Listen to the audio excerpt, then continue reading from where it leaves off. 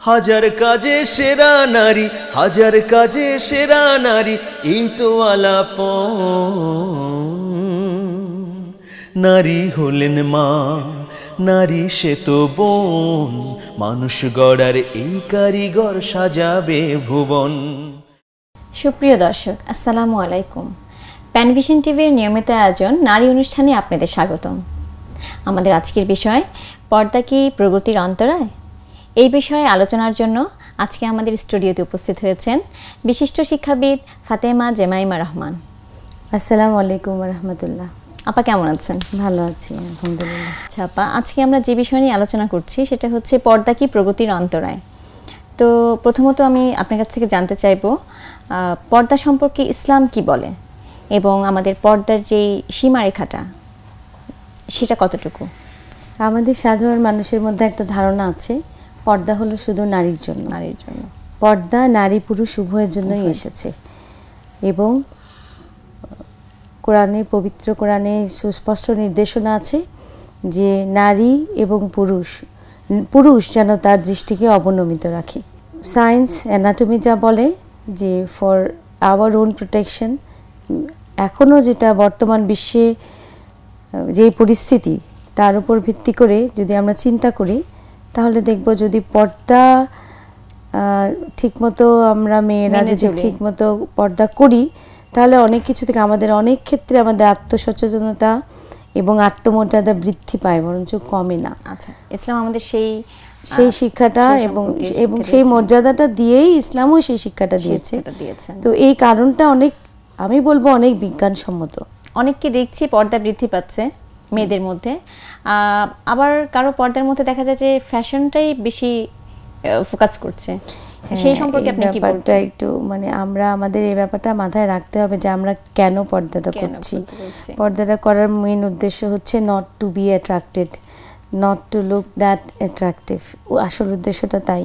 তো এখন আমি এমন একটা ভাবে হিজাবটা পরলাম, এমন ওই যে পিছনে হাম বানিয়ে উঁচু করে নিয়ে যেটা করলো, সবাই আমার দিকে তাকাবে।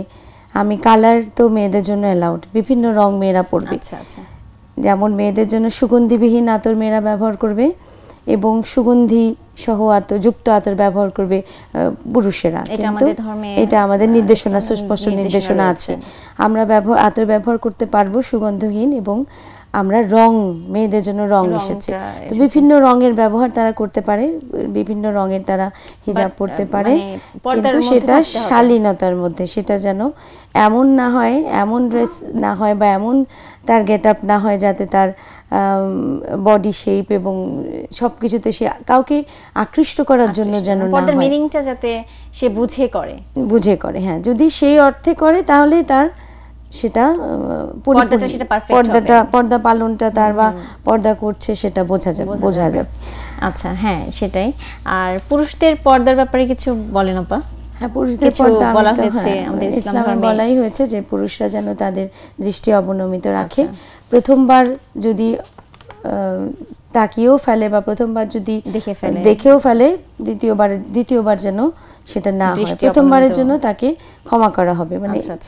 দৃষ্টিটা বলছি, খারাপ দৃষ্টিতে দেখার কথা বলছি। তো অন্যান্য সবার ক্ষেত্রে যেমন আত্মীয় স্বজন, নিজের বাবা, শ্বশুর, ভাই, এদের কাছে সামনে তো আপনি যেতে পারেন। অনেক মহিলারা মনে করে যে না, ইসলাম সবার সামনে যাওয়া রেস্ট্রিক্টেড করে দিয়েছে, পুরুষ হলে দেখা যাবে না, পুরুষ হলে তা কিন্তু না। ছেলে মেয়ে, ছেলেরা আছে না, ছেলে সন্তান, তারপরে হচ্ছে বাবা আছে, শ্বশুর আছে, বাবা, সেক্ষেত্রে এদের সামনে যাওয়া তাদের জায়েজ আছে, এদের সামনে তারা যাবে। পর্দার আড়াল থেকেই বিভিন্ন পরপুরুষের সাথে কথা বলার জন্য পর্দার আড়াল অনেকেই মেনটেন করেন, কিন্তু এখন তো যুগ অনেকে এগিয়ে গেছে, মেয়েরা বাইরে বের হচ্ছে কাজ করতে, সুতরাং মেয়েদেরকে তো আর এখন ওভাবে তো পর্দা করতে সম্ভব হচ্ছে না। সুতরাং আমি মনে করি পুরুষ এবং মহিলা সবার জন্যই আমাদের চোখের পর্দাটা এখন অনেক বেশি জরুরি, এবং আমরা এমন কিছু যেন না পড়ি যেটা খুবই একটা উদ্ভট একটা গেট আপ হয় বা খুব অ্যাট্রাক্ট করে মানুষকে, বা মানুষ বাধ্য হয় তাকাতে, বাধ্য হয় দ্বিতীয়বার দেখতে। এই জিনিসগুলো আমরা যদি কন্ট্রোল করে চলি বা আমরা মেনে incident না চলতে করি, হবে আমাদের কিছু তাহলে জিনিস। হয়তো আচ্ছা তাহলে আপা, আমরা পর্দার ব্যাপারে যে জিনিসটা বলতে যাচ্ছি যে পুরুষরা একবার তাকাতে যদি ভুলে তাকিয়ে ফেলে সেক্ষেত্রে দ্বিতীয়বার সে যেন চোখ অবনমিত করে। তো সেক্ষেত্রে আপা যখন পুরুষরা বিয়ের জন্য মেয়ে দেখতে যায় বা পাত্রী দেখতে যাচ্ছে, হ্যাঁ স্ত্রী যা হবে, হ্যাঁ তিনি কিভাবে সেটা মেনটেন করবে, এটা কিভাবে দেখবে? একদম পরিষ্কার হাদিসে আছে যে তোমরা বিয়ে করার জন্য যখন পাত্রী দেখতে যাবে তখন তোমরা হযরত মুগীরা বিন সুবা রাদিয়াল্লাহু তাআলা আনহু হতে বর্ণিত আছে যে একবার তিনি একজন নারীকে বিবাহের প্রস্তাব দিলেন। আচ্ছা, মহানবী সাল্লাল্লাহু আলাইহি ওয়াসাল্লাম তাকে বললেন তাকে ভালোভাবে দেখে নাও, কারণ ইহা তোমাদের মধ্যে ভালোবাসা ঐক্য সৃষ্টি করতে অধিকতর উপযোগী হবে। সুতরাং একেবারে না দেখে বিয়ে করতে অন্ধের মতো, এটা কখনো ইসলামের মানে এটা শরীয়তে পারমিশন বলা হয়। দিয়েছেন হ্যাঁ, আল্লাহ। এটা দেখে নিতে হবে। যদি আচ্ছা। বিয়ের উদ্দেশ্যে কাউকে দেখা হয় তাহলে অবশ্যই দেখে নিতে হবে। আরেকটা জিনিস আপা, যে মুখমণ্ডল পুরো ঢেকে ফেলা, পর্দা দিয়ে মুখমণ্ডল পুরো ঢেকে ফেলা, এটাও তো এটা নিয়ে একটু এটা নিয়ে অনেক আলেমদের মধ্যেও দ্বিমত আছে যে তো মুখটা মোটামুটি পুরো তো আমরা ঢাকবে অনেক কিনা। সময় মুখটা খুলে রাখি, সেক্ষেত্রে তো অতটা বেশি সমস্যা হাত এবং হয় না আর কি। মুখমণ্ডল খোলা রাখার নির্দেশনা আছে। আচ্ছা, খোলা রাখতে সেক্ষেত্রে পারবেন। পাত্রী দেখতে কোনো সমস্যা অতটা সমস্যা হওয়ার কথা হওয়ার না। কথা না। প্রিয় দর্শক, আলোচনার এই পর্যায়ে নিয়ে নিচ্ছি একটি ছোট্ট বিরতি। ফিরে আসছি শিগগিরই, আমাদের সাথেই থাকবেন। নারী হলেন মা, নারী সে তো বোন, মানুষ গড়ার এই কারিগর সাজাবে ভুবন।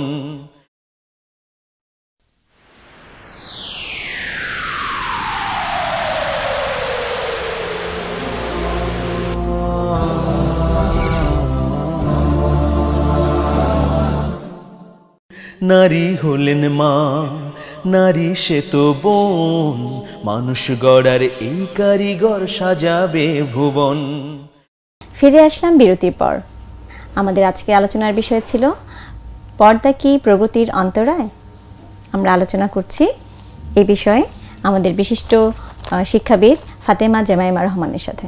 আমরা সম্প্রতি ভারতের কানপুরে যে ইউনিভার্সিটির আন্ডারে 4টি কলেজকে সম্প্রতি জিন্স পরাটা, জিন্সের প্যান্ট পরাটাকে ইফটিজিং, সেটা ইফটিজিং এর মতো একটা সমস্যা সমাধান করতে গিয়ে আসলে এটা এই সম্পর্কে কোনো বিধিনিষেধ করেছে। ইফটিজিংটা বন্ধ করতে, ইফটিজিং কেন হচ্ছে বা কি করে বন্ধ করা যায়, কি করে নিয়ন্ত্রণে আনা যায়, এই ব্যাপারটাই ওরা কর্তৃপক্ষ, কানপুর ইউনিভার্সিটি কর্তৃপক্ষ আলোচনা করে এবং কিছু জরিপ চালিয়ে দেখলেন যে যেসব মেয়েরা জিন্স প্যান্ট এবং ফতুয়া পরে তারা চলাফেরা করে তারাই বেশিরভাগ ইফটিজিং এর শিকার হচ্ছে। আচ্ছা, তো সেই জরিপের প্রেক্ষাপটে তারা একটা রুল করে দিল যে কানপুর ইউনিভার্সিটির আন্ডারে যে 4টি কলেজ আছে সেখানে সেটাতে এবং কানপুর ইউনিভার্সিটিতেও তারা মানে আলটিমেটলি সেখানেও পর্দার ব্যাপারটা চলে আসছে। হ্যাঁ, মেয়েদের দেখো, মেয়েদের সিকিউরিটির প্রশ্নে কিন্তু আসছে। পর্দা বলতে যে একেবারে লম্বা জুব্বা পরে তোমাকে ঘুরতে হবে তা কিন্তু না, ঠিক আছে? তোমাকে যতটুকু পোশাকটা শালীন হতে হবে, পোশাকটা শালীন হতে হবে। এবং এটা সম্পর্কেও ইসলামের যেটা নির্দেশনা আছে সেটাতে বলা হচ্ছে আপনি মুমিন মহিলাদের বলে দিন তারা যেন তাদের শরীর ও মুখমণ্ডল চাদর দ্বারা আবৃত করে রাখে। তাহলে একটা চাদর দিয়ে আবৃত করার কথা ইসলামে বলা হয়েছে। আমাকে বোরকা পরতেই হবে, অ্যাপ্রন পরতেই হবে, এরকম কোনো বাধ্যবাধকতা আছে কিনা? হাত এবং মুখ দেখানোর কথা কিন্তু দেখাতে বলা হয়েছে, মানে পারবে সেটা, সেই সম্পর্কে অনুমতি আছে। আচ্ছা, কিন্তু বলা হয়েছে চাদর দিয়ে যেন ঢেকে নেয়। তো আমরা তো মেয়েরা, মুসলমান মেয়েরা তো সবাই আমরা বড় ওড়না পরছি, তো it has to be put on in appropriate way. আমরা যেন অ্যাপ্রোপ্রিয়েট ওয়েতে সেটা দেই টু কভার। আচ্ছা, যেমন পর্দার মাথার হিজাবের কথা, যেমন জিন্স আর ফতুয়া পরেও কিন্তু অনেকে মাথায় হিজাব করছে, এটা কিন্তু প্রপার হলো না। তখন তাকে ওই কভারিংটা তো তাকে দিতেই হবে, so that the shape of the body is not seen. আসল উদ্দেশ্যটা তো সেটাই। আমাদের ধর্মে বলা আছে, আমাদের ইসলাম ধর্মে বলা আছে, দুজন মহিলার সাক্ষ্য একজন পুরুষের সাক্ষ্যর সমান। এই কথাটা অনেক দিন ধরে প্রচলিত, এই জন্য এই ব্যাপারটা নিয়ে আমি একটু খতিয়ে দেখার চেষ্টা করলাম যে ব্যাপারটা আসলে কি। দুজন মহিলার সাক্ষ্য, সেটা আমি দেখতে গিয়ে দেখলাম যে ইসলামে আসলে 7টা স্থানে, কোরআন শরীফের 7টা স্থানে বলা হয়েছে। সূরা নূরের 6 থেকে 9 নম্বর আয়াতে বলা হয়েছে নারী ও পুরুষের সাক্ষ্য সমান। সূরা নিসার আয়াত নাম্বার 15, সূরা মাইদার 109 নম্বর আয়াতে, সূরা নূরের আয়াত 4, আয়াত 13 এবং সূরা তালাকের আয়াত 1। এখানে বলা হয়েছে নারী ও পুরুষের সাক্ষ্য সমান। এটারও এর আগের কথা যেটা তুমি বললে সেটারও যদি ব্যাখ্যা করি তাহলে দাঁড়ায় যে দুজন মহিলা, আমি যেই অ্যানাটমির কথাটা বলছিলাম যে বায়োলজিক্যালি মহিলাদের সূক্ষ্ম কিছু তফাৎ আছে পুরুষ এবং মহিলার মধ্যে, তাহলে এই তফাৎটার কারণে তাদের কি হচ্ছে, এই তফাৎটার জন্য তারা বায়োলজিক্যালি কিছু উইকনেস তাদের থেকে যাচ্ছে, কিছু বাড়তি বলা বা কমিয়ে বলা, সেই কারণে হচ্ছে কি তারা হয়তো কিছু বলতে গিয়ে কিছু ভুলে যাবে, কিছু বাড়িয়ে বা কমিয়ে বলবে। এইজন্য একজনের মতামতটাকে আরেকজনকে দিয়ে সাপোর্ট করানো, দুজনেরটা নিলে সেটা বেশি অথেন্টিক হবে, সেটা বেশি অথেন্টিক হবে, বেশি রিলায়েবল, সেজন্য দুজনের সাক্ষ্য নেওয়া। এই জিনিসটার একটা ভুল ব্যাখ্যা কিন্তু চলে এসেছে, মানে যেমন আমি চলে এসেছে, হ্যাঁ, যে মেয়েকে দুর্বল, মহিলার সাক্ষ্যকে দুর্বল করে দেখা হয়েছে। দেখা হয়েছে যে মহিলার সাক্ষ্য একজন দুইজন মহিলাকে সাক্ষী দিতে হবে।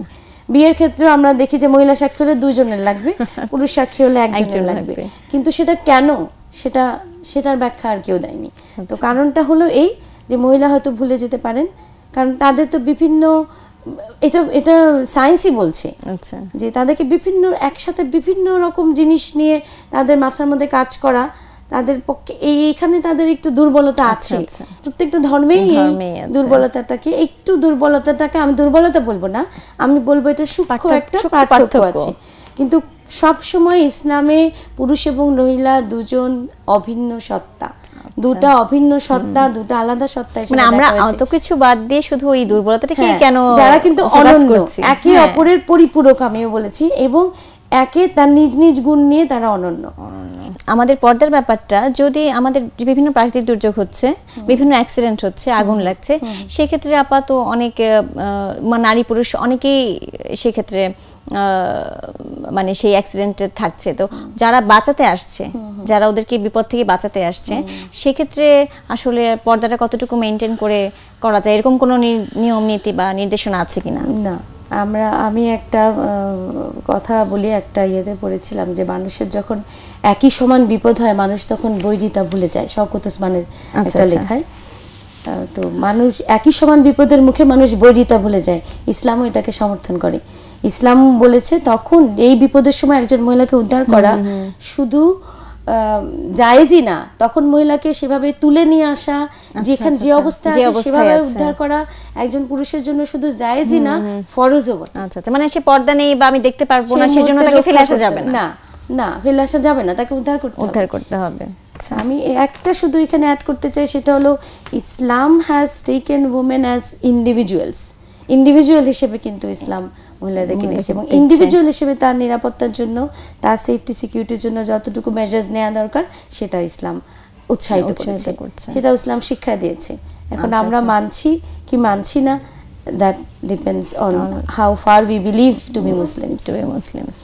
আসলে আমাদের অনেক জ্ঞান অর্জন দরকার, আমাদের পড়াশোনা দরকার, এইসব বিষয়ে স্টাডি আসলে করতে হবে, তাহলেই আমরা আসলে পর্দার এবং বিভিন্ন ইসলামিক নীতি সম্পর্কে সবাইকে অনুরোধ করব যে কেউ ভুল ব্যাখ্যার দিকে যাবেন না, নিজে কোরআনকে বুঝে পড়ুন, হাদিস বুঝে পড়ুন, নিজেদের সমস্যা নিজেরাই সমাধান করতে পারবেন। প্রিয় দর্শক, এতক্ষণ আমরা আলোচনা করছিলাম পর্দা কি প্রগতির অন্তরায়। আজকের মতো আলোচনা এখানেই শেষ করছি। আগামীতে আবার কোনো নতুন বিষয় নিয়ে দেখা হবে। সে পর্যন্ত ভালো থাকুন, সুস্থ থাকুন, নিরাপদে থাকুন। আল্লাহ হাফেজ। হাজার কাজে সেরা নারী, হাজার কাজে সেরা নারী, এই তো আলাপন। নারী হলেন মা, নারী সে তো বোন, মানুষ গড়ার এই কারিগর সাজাবে ভুবন।